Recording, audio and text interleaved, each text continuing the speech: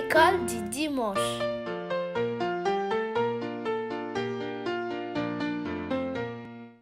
Allô les amis, vous allez bien, vous vous portez bien, moi je vais bien. Aujourd'hui, nous allons commencer par notre leçon du jour. Mais avant de commencer, nous allons d'abord prier, faire notre petite prière. Ferme tes yeux là où tu es et nous allons prier tous ensemble. Seigneur, nous venons devant toi pour te dire merci. Merci Seigneur pour ton amour. Merci Seigneur pour ta grâce. Merci Seigneur pour ta protection. Merci Papa pour tout ce que tu as fait pour nous, pour notre famille, pour nos amis. Merci Seigneur pour ce que tu es en train de faire en ce moment et aussi pour tout ce que tu vas faire. Seigneur, nous te montrons ce temps-là que nous venons devant toi pour partager notre leçon du jour, pour partager la parole d'aujourd'hui. Saint-Esprit, nous t'invitons, viens nous enseigner, viens nous parler Seigneur. C'est au nom puissant de Jésus-Christ que nous avons prié et nous nous attendons à toi. Amen. Dimanche passé, nous avons vu la bravoure de Déborah. Nous avons vu vraiment que Déborah était une femme vraiment spéciale. Alors aujourd'hui, nous allons continuer. Notre leçon du jour se trouve dans le livre de Juges, chapitre 13, à partir du verset 1 jusqu'au verset 5 et aussi chapitre 13, 24 jusqu'au 25. Et nous allons, pour terminer, lire Juges 16, verset 4 jusqu'au verset 31. Alors, dans le chapitre 13, nous voyons que les enfants d'Israël avaient fait ce qui déplaisait à l'Éternel encore une fois, et l'Éternel les avait livrés aux mains des Philistins pendant 40 ans. Mais l'Éternel, il y avait une femme là-bas qui était stérile, et l'Éternel avait décidé de sauver le peuple d'Israël des mains des Philistins par la naissance d'un homme qui s'appelait Samson. Alors, la femme était stérile, nous avons vu que la femme était stérile, mais l'ange lui est apparu pour lui annoncer qu'elle allait enfanter un fils. Mais l'ange avait dit à la femme de ne pas raser les cheveux du garçon, du fils qu'elle allait avoir. Elle lui avait interdit de raser ses cheveux parce que l'enfant était consacré à l'Éternel dès le ventre de sa maman. Alors, nous voyons que comme nous savons les amis, quand Dieu promet une chose, la chose arrive comme toujours. L'enfant est né. Nous voyons quand on continue à lire, nous voyons que l'enfant est né et l'Éternel l'avait béni et que l'enfant vraiment avait grandi. Alors, dans le chapitre 16, nous voyons que l'enfant s'appelait Samson. Nous voyons que l'enfant avait grandi et qu'il était devenu un grand homme avec beaucoup de force. Et Samson a aimé une femme. Il a aimé une femme qui ne venait pas de son pays, mais qui venait des Philistins. Les Philistins, les princes des Philistins ont vu que Samson avait aimé une femme qui venait des Philistins, non pas des enfants d'Israël.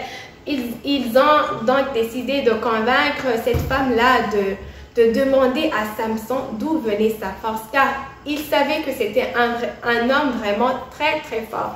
Il avait une force surnaturelle, une force je dirais une force magique.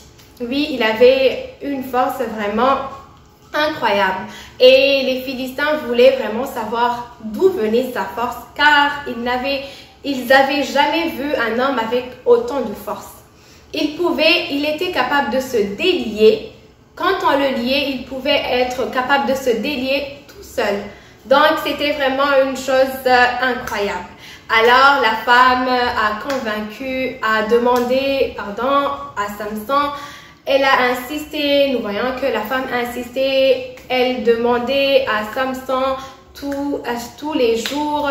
Elle demandait d'où venait sa force. Parce que Samson aimait cette femme, il a cédé, il a fini par lui dire d'où lui venait sa force. Et malheureusement, il venait de raconter son secret et nous savons que l'Éternel avait mis sa force dans ses cheveux.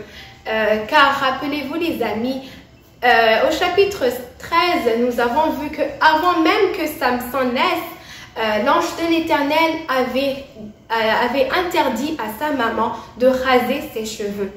Alors la force de Samson se trouvait dans ses cheveux. C'est pour cela qu'il pouvait faire des choses incroyables. Il pouvait se délier, il pouvait tuer un lion comme ça par ses propres mains. Donc c'est là où sa force, c'est là où son secret se trouvait. Dans ses cheveux, c'était là où se trouvait sa force. Alors, malheureusement, la femme a rasé les cheveux de Samson. L'Éternel avait interdit de raser ses cheveux pour que sa force ne puisse pas disparaître. Mais la femme, comme elle a connu le secret de Samson, elle a rasé ses cheveux. Et Samson a perdu toute sa force. Alors, nous voyons que les Philistins l'ont lié et ils l'ont crevé les yeux et ils l'ont mis dans une prison. La leçon, notre leçon, ce que nous devons ici comprendre les amis, c'est que si tu fais quelque chose de mal, si tu désobéis à Dieu. Samson savait qu'il ne pouvait pas raconter ce secret-là parce que c'était son secret. Lui, c'était le secret qui se trouvait entre lui et l'Éternel. Alors, Samson a raconté son secret. Il a désobéi à l'Éternel. Et quand on désobéit à l'Éternel, il y a toujours des conséquences. Quand on obéit, nous avons de bonnes conséquences, mais quand on désobéit à l'Éternel, nous avons de mauvaises conséquences. Donc, Samson a eu de mauvaises conséquences parce qu'il a désobéi à l'Éternel. Il s'est retrouvé en prison. Il a perdu toute sa force parce qu'il n'avait pas su garder son secret, le secret qui se trouvait entre lui et l'Éternel. Alors les amis, obéissons toujours à notre Dieu, obéissons toujours à notre Dieu. Si Dieu te dit une chose, si tu as un secret entre toi et l'Éternel, il ne faut pas le raconter à ton ennemi, parce que les Philistins étaient les ennemis des enfants d'Israël. Alors, ils ont su vraiment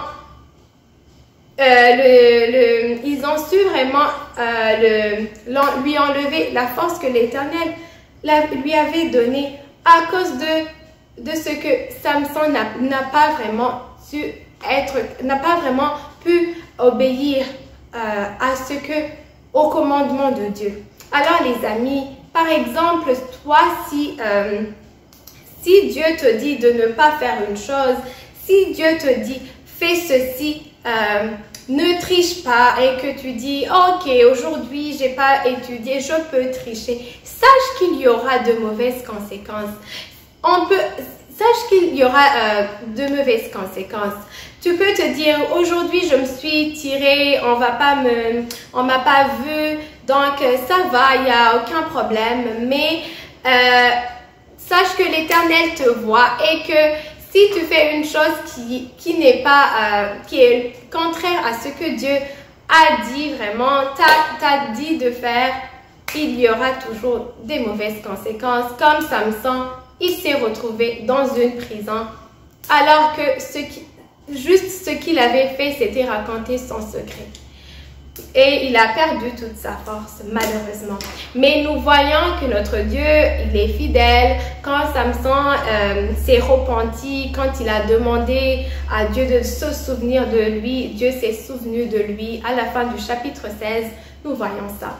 Alors les amis, j'aimerais vraiment que, avant de lire notre verset à mémoriser, nous pensons à ça, nous pensons aux mauvaises conséquences qui est derrière la désobéissance de notre Dieu. Alors les amis, obéissez toujours. Je vous encourage à obéir toujours à notre Seigneur. Si Dieu te dit de faire ça, fais-le et tu auras de bonnes conséquences. Nous allons continuer avec notre verset à mémoriser.